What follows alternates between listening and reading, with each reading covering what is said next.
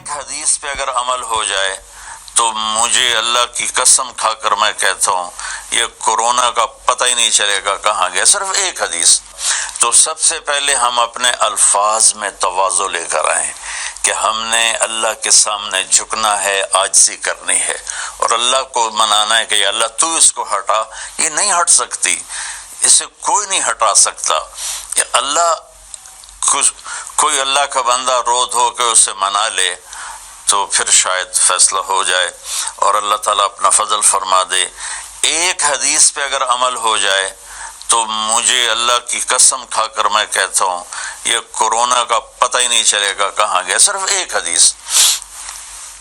میرے نبی نے فرمایا 4 باتیں مجھ سے لے لو، پھر دنیا بھی تمہاری ہے، آخرت بھی تمہاری ہے۔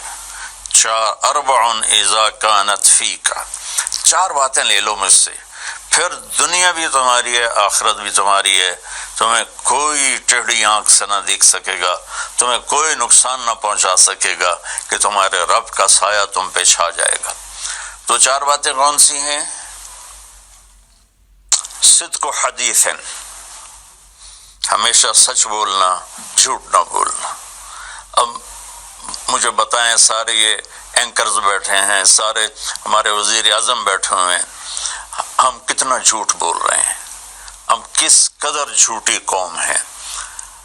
ہم اس جھوٹ کے ساتھ اللہ کی بارگاہ میں کوئی مقام نہیں لے سکتے۔ تو میرے نبی نے پہلی بات فرمائی صدق و حدیث، سچ بولنا۔ دوسری بات فرمایا حفظ امانت، کبھی کسی کو دھوکہ نہ دینا۔ یہ میرے نبی نے فرمایا میرا امتی ہر گناہ کر سکتا ہے، 2 کبھی نہیں کرے گا، ایک جھوٹ کبھی نہیں بولے گا، ایک دھوکہ کبھی نہیں دے گا۔ تو ایک بہت بڑے چینل، میں ہاتھ جوڑ کے اینکر بیٹھے ہیں، معافی مانگ کے بات کر رہا ہوں، ایک بہت بڑے چینل کے مالک نے مجھ سے کہا کوئی نصیحت کرے، میں نے کہا چینل سے جھوٹ ختم کر دو۔ کہا پھر چینل ختم ہو سکتا ہے، جھوٹ نہیں ختم ہو سکتا۔ پوری دنیا کا میڈیا جھوٹا ہے اور سب سے زیادہ جھوٹ بولا جاتا ہے، اور میرے رب کو، میرے نبی کو جھوٹ سے نفرت ہے۔ میرے نبی نے فرمایا پیاز کھا کے مسجد میں مت آؤ کہ فرشتوں کو تکلیف ہوتی ہے، بو ہوتی ہے، لیکن میرے نبی نے فرمایا جب کوئی مرد عورت جھوٹ بولتا ہے تو فرشتے اس کے منہ کی بدبو سے 3 میل دور بھاگ جاتے ہیں۔ تو جھوٹ اور خیانت کے ساتھ ہم کسی آفت کا مقابلہ نہیں کر سکتے۔ آپ نے فرمایا صدق و حدیث، حفظ و امانت، سچ بولنا چاہے جان چلی جائے، اور دھوکہ نہ دینا، مسلمان کسی کو دھوکہ نہیں دیتا ہے۔ تیسرا فرمایا حسن و خلیقت، اپنے اخلاق اچھے کرنا، اور اخلاق کا سب سے اونچا مقام حیا ہے۔ اب میں کیسے بات کروں کہ میرے دیش میں حیا کو کس نے تار کیا؟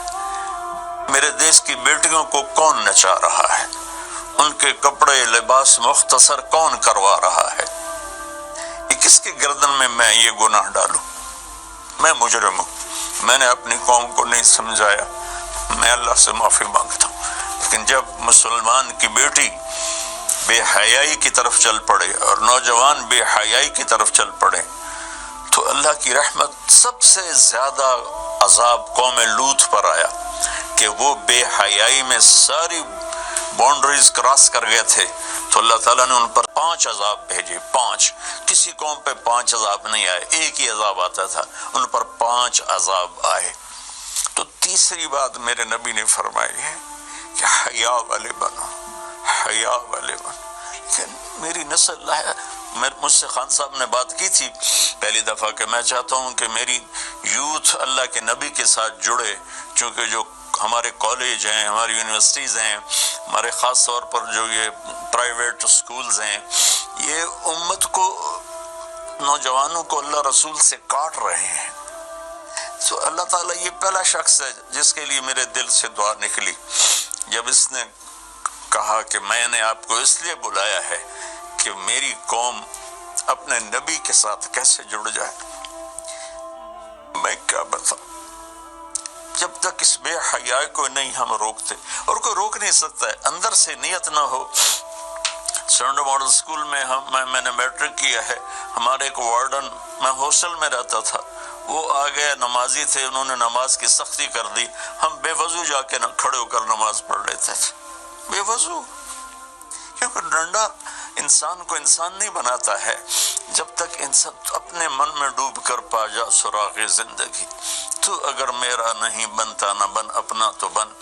یہ تو اپنے اندر دل دریا سمندروں ڈوگے کون دلاں دیاں جانے ہو، وچے بیڑے وچے جھیڑے وچے ونج مہانے ہو.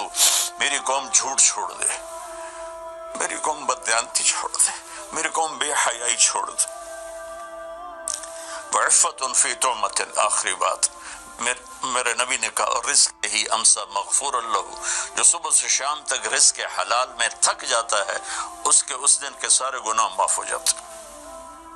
تو میں وزیر اعظم صاحب سے اپیل کروں گا کہ پوری قوم سے جیسے ڈونیشن مانگا ہے ایسی پوری قوم سے چلے. میں آپ کی طرف سے اپیل کرتا ہوں کہ کل یا آج رات رمضان کی آئے گی، ساری قوم 2 نفل پڑھے اپنے اپنے گھروں میں، اور ایک تسبیح لا الہ الا انت سبحانک انی کنت من الظالمین. جس کو یاد ہے پڑھ لے، جس کو نہیں یاد ہو استغفر اللہ کی ایک تسبیح پڑھ لے، اور پھر سب اللہ کے سامنے ہاتھ جوڑ کے معافی مانگے. اور اللہ تعالیٰ کہتا ہے ما من یوم الا والبحر یستاذن فی ان یغرق ابن آدم. روزانہ، یہ مسند احمد کی روایت، روزانہ سمندر کہتا ہے یا اللہ اجازت دے میں چڑھ جاؤں اور ان کو بہا دوں. والارض تستاذن فی ان تبتلعہ، زمین کہتی ہے اللہ مجھے اجازت دے میں ان بے حیاؤں کو نگل جاؤں، ان جھوٹوں کو، ان بدماشوں کو، اس مافیا کو میں نگل جاؤں. تو والملائکۃ تستاذن فی ان تعجلہ وتہلکہ، فرشتے اللہ سے کہتے ہیں یا اللہ تو ہمیں اجازت دے ہم ان کا صفایا کریں. میرا اللہ کہتا ہے دعو عبدی فانا اعلم بعبدی منکم، جاؤ جاؤ اپنا کام کرو، یہ میرا بندہ ہے اور میں جانوں میرا بندہ جانے. ان کان عبدکم فشانکم بہی، تمہارا بندہ ہے تو مار دو. ان کان عبدی فمنی ولی منی ولی عبد، اگر میرا ہے تو میں انتظار کروں گا، میں انتظار کروں گا. پچھلی قوموں میں ایک طوائف نے کتے کو پانی پلایا تو اللہ نے اس کی بخشش کر دی، معاف. ہم تو مائل بکرم ہیں، کوئی سائل ہی نہیں، کوئی مانگنے والا تو ہو. ان 4 چیزوں نے ہماری ہر چیز بکھیر دی، توڑ دی. کسی بھی قوم کے لیے جھوٹ، بددیانتی، بے حیائی اور رزق حرام یہ ان کو تباہ و برباد کر دیتا ہے. اور کوئی قوم سچائی، دیانتداری، پاک دامنی اور رزق حلال پر ہوگی تو اللہ کا سایہ ان پر چھا جائے گا اور دنیا کی کوئی طاقت ان کی طرف آنکھ اٹھا کر نہیں دیکھ سکتی. ہم تو اجڑے چمن کے مالی ہیں. چمن کے تخت پر جس دم شہ گل کا تجمل تھا، ہزاروں بلبلیں تھی باغ میں ایک شور تھا غل تھا. کھلی جب آنکھ نرگس سی نہ تھا جز خار کچھ باقی. بتاتا باغ مارو رو یہاں غنچہ یہاں گل تھا، یہاں غنچہ یہاں گل تھا. ابھی عمران صاحب نے یرموک کی اور قادسیہ کی بات کی. کتنے تھے؟ 30,000 تھے خالد ابن ولید کے کمانڈ میں، اور سامنے باہان جو تھا وہ 3 لاکھ کا لشکر لے کر آیا ہوا تھا. اور قادسیہ کے میدان میں بھی 30,000 صحابہ تھے، اور ادھر سے جو رستم تھا وہ 3 لاکھ کا لشکر لے کر آیا ہوا تھا. ان کے ساتھ اللہ تھا.